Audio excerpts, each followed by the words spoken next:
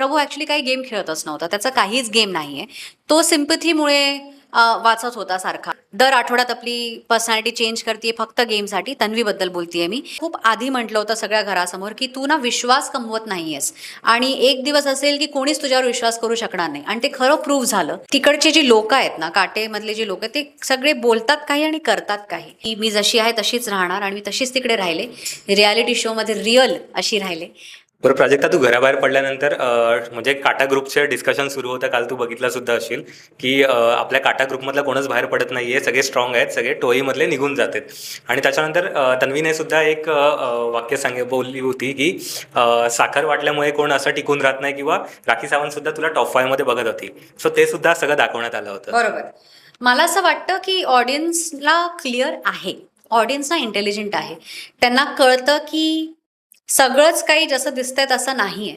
आणि एखाद्याने म्हणणं की साखर गोळी फक्त गोडगोड बोलते. मला एक गोष्ट सांग, तुला नाही आवडणार का तुझ्याशी कोणी प्रेमाने आणि छान बोललं तर?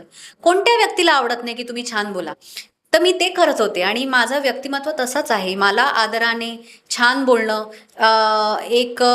जसं माझ्याशी कोणी बोलेल मला आवडेल ना, मी तसं सगळ्यांशी बोलते. तर त्यात काहीही चूक नाहीये किंवा त्यात काहीही वाईट नाही. त्याला वाईट बनवून जे ती दाखवतीये त्यात तीच वाईट ठरणार आहे एक लॉंग जर्नीमध्ये. आणि मला असं वाटतं की राखी सावंतकडनं मला कॉम्प्लिमेंट मिळणं हे माझ्यासाठी जास्त इम्पॉर्टंट आहे, कारण ती एवढी एक्सपिरियन्स प्लेअर आहे बिग बॉसची. 19 सीझन्स तिने केले आहेत ओव्हरऑल. ती गेम ओळखते, ती लोकांना ओळखते, ती बिग बॉसच्या लोकांनाही ओळखते आणि कोण गेम खेळते तेही तिला व्यवस्थित कळतं. तर तिच्याकडनं हे कॉम्प्लिमेंट मिळणं की ही मास्टर माइंड आहे, हिला गेम कळतो, ही मिठी चुरी आहे, हे माझ्यासाठी जास्त इम्पॉर्टंट आहे दॅन समबडी जी एक दर आठवड्यात आपली पर्सनॅलिटी चेंज करते फक्त गेमसाठी. तन्वीबद्दल बोलतेय मी. आणि पाठीमागे गेमच्या मध्ये मला ती 2-3दा अशीही बोलली आहे की ताई, ह्या घराच्या बाहेर तू मला भेटशील ना, तर तुला मी खरंच आवडेन किंवा मी तुला प्रेम देईन, खूप तू मला प्रेम देशील. मी हे सगळं जे गेमसाठी करते. तर ते मला क्लिअर आहे की ती जे काही करते ते गेमसाठी करते. म्हणून मी एकदा असंही बोलते की मला कोणासाठी ग्रजेस नाही आहेत, कारण इकडे सगळे गेम खेळत आहेत. पण त्यातही जिकडे सगळे गेम खेळतात आणि आपल्या ट्रू पर्सनॅलिटी न दाखवून काहीतरी वेगळे बनवून येत आहेत, त्यात मी ट्रू राहणं हे माझ्यासाठी खूप एक स्ट्रेंथची गोष्ट आहे. आणि मला असं वाटतं की खरं राहणं ह्याच्यासाठी खूप ताकद लागते.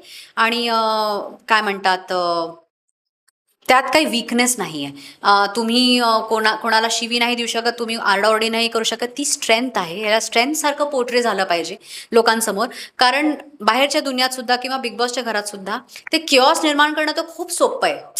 ओरडून द्या कोणावर तरी असं करून काहीतरी बोलून द्या, पण त्यात काम राहणं, त्यात आपली पातळी न सोडणं, हे खरं म्हणजे स्ट्रेंथ आहे. आणि ती मी व्यवस्थित जपली आहे आणि दाखवली आहे. बरं प्राजक्ता, तू प्रत्येक वेळी प्रभूला नॉमिनेट करत होतीस आणि प्रभू सुद्धा सारखा बोलत होतास की म्हणजे ही आली की मला नॉमिनेट करते. काय सांगशील, कसा आहे प्रभू? कारण आम्हाला दिसताना वेगळा दिसतं, पण तू घरात राहून आलेली आहे. बरोबर.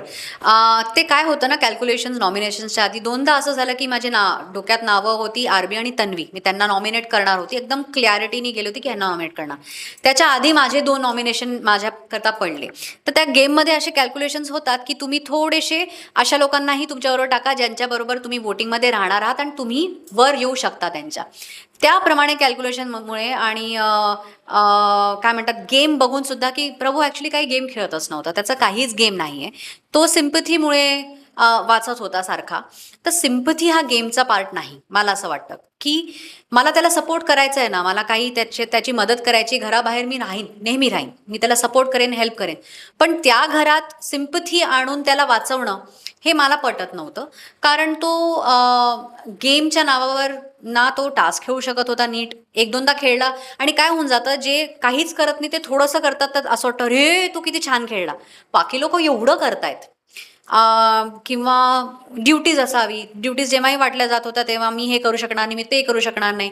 किंवा आपली मतं असणं ती त्याची नव्हती, तो फक्त रिपीट मोडवर कोणी एक बोलले तो रिपीट करायचा. त्याप्रमाणे मला तो खरंच जेन्युनली वाटायचा की गेमसाठी तो वीक आहे. पण तो लहान आहे, त्याची कंडिशन बघून किंवा तो ज्याप्रमाणे लीड करतोय आपल्या फॅमिलीला, एवढ्या परिस्थितीमध्ये सुद्धा तो ज्याप्रमाणे हिरो बनून निघतोय आपल्या फॅमिलीसाठी, त्याच्यासाठी माझं नेहमीच त्याच्यावर एक सपोर्ट राहणार आहे. आणि तो लहानच दिसायचा, त्याचा आवाज पण लहान लहान मुलांसारखा, तर आम्ही त्याला लहान मुलासारखाच ट्रीट करायचो. आणि त्याप्रमाणे मलाही त्याच्यावर लाड यायचा की अरे यार प्रभू काय. पण त्याचं माझ्या कबडमधनं चोरी करणं किंवा त्याचं उद्धटासारखं बोलणं, मी तुला लहान मुलासारखं वागवतीये, आदरानेच बोलतीये, तू उद्धटासारखं बोलणार, मी कितीदा ऐकणार ना. मी ना का ऐकून घेतलं पाहिजे. म्हणून त्या चोरीनंतर मला त्याच्या प्रचंड राग आला की मी तुझ्याशी एवढं व्यवस्थित वागत आहे. आणि त्याला मी नेहमीच सांगत राहिली आहे की प्रभू, दोन वेगळ्या गोष्टी आहेत, एक गेम आहे आणि एक आपला हा आहे, आपण कसं बोलतोय. मी नेहमी तुझ्याशी प्रेमाने बोलले, मी नेहमी तुला काही गरज असेल तर ते दिलं आहे, अंडी असो किंवा तिकडे जे जे गरजा आहे तेव्हा तुझ्याशी बोलायचं असो, मी नेहमीच प्रेमाने बोलले आहे का नाही. तो म्हणायचा हो ताई बोलली, पण तू मला नेहमी नॉमिनेट करते. तर ते अशामुळे तो कन्फ्युजिंग त्याचं मला माझ्यासाठी स्टॅन्स नेहमी वाटलाय की तो खूप लवकर ना हे होऊन जायचा, म्हणजे कोणी काही बोललंय तर तो लवकर कन्व्हिन्स होऊन वेगळं वागायला लागायचा. असं त्याचं माझ्या बाबतीत झालंय. ओके. ते बरं, एवढंच आहे. भाऊच्या धक्क्यावरती तन्वीला स्ट्रॉंग कंटेस्टंट म्हणून बोललं गेलं होतं. सो तुला वाटतंय की ती स्ट्रॉंग आहे किंवा विनर होऊ शकते? विनरचं मला माहीत नाही आता. बघू आपण विनर कोण होतं ते. सगळ्यांसाठीच माझी शुभेच्छा आहे, कोणीही झालं तरी. स्ट्रॉंग ती बिग बॉसच्या गेमसाठी मॅनिप्युलेशन, फेक राहणं, आय थिंक असं एक ओव्हरऑल मी जे बघितलंय, अशा लोकांना स्ट्रॉंग बोललं जातंय तर डेफिनेटली ती स्ट्रॉंग आहे. बरं, प्राजक्ता, एक छोटंसं गेम आहे की तू त्यांना काय सल्ला देशील, तू पटपट सांगायचंय तुला. अनुश्री. अनुश्रीला आता मी हे सल्ला देईन की आता तरी आपल्या शब्दांवर टिक. आणि पुन्हा आली आहेस विशालजवळ तर त्याला पुन्हा आता धोका देऊ नकोस. राकेश बापट. कॉन्ट्राडिक्ट करणं जरा बंद कर, किंवा जे आहे ते बोल, जे आहे ते दाखव. विशाल कोटियन. तो तर गेमरच राहिला आहे आणि तो ठामपणे एक्सेप्ट पण करतो की मी असाच आहे, त्यात काही बदल मला वाटत नाही. प्रभू. प्रभू प्रभूबद्दल यार मी एवढं बोलली, आता आणखीन काही बोलायसाठी नाही. ओके. दीपालीताई. दीपालीताई, मला असं वाटतं की घराच्या बाहेर निघून डेफिनेटली माझ्याशी मी तिच्याशी कनेक्ट करू शकणार आहे, पण घराच्या आत माझे जे अपेक्षा होत्या त्या पूर्ण झाल्या नाही दीपालीताईशी. सागर दादा. सागरदादांमुळे माझे मागचे जे आठवडे ते सोपे झाले, कारण तो असा एक व्यक्ती होता ज्याच्यावर मी विश्वास ठेवू शकत होते. एक माझा कम्फर्ट झोन होता तो. तर माझे खूप खूप शुभेच्छा आहे की तो टॉप 5 पर्यंत तरी पोचला पाहिजे. रेवा. रेवा खूप सॉफ्ट आणि स्वीट गर्ल आहे, तिच्यासाठी थोडं कठीण होणार आहे हा गेम. आय होप की ती सर्व्हाइव्ह करेल. संकेत. संकेत शार्प आहे आणि व्यवस्थित खेळतोय तो. टास्क पण खूप छान खेळतोय, तोही पुढपर्यंत जाऊ शकतो, मला असं असं वाटतंय. संस्कृती. संस्कृती एक जसं प्रभूला आपण म्हणतो ना की मोठा मुलगा लहान बॉडीमध्ये आहे, तो 20 वर्षाचा आहे पण वाटतो लहान, तसं संस्कृती मोठी दिसते पण ती खूप एक लहान मुलगी मोठ्या बॉडीमध्ये आहे. आणि ती कधी कधी कन्फ्यूज होते.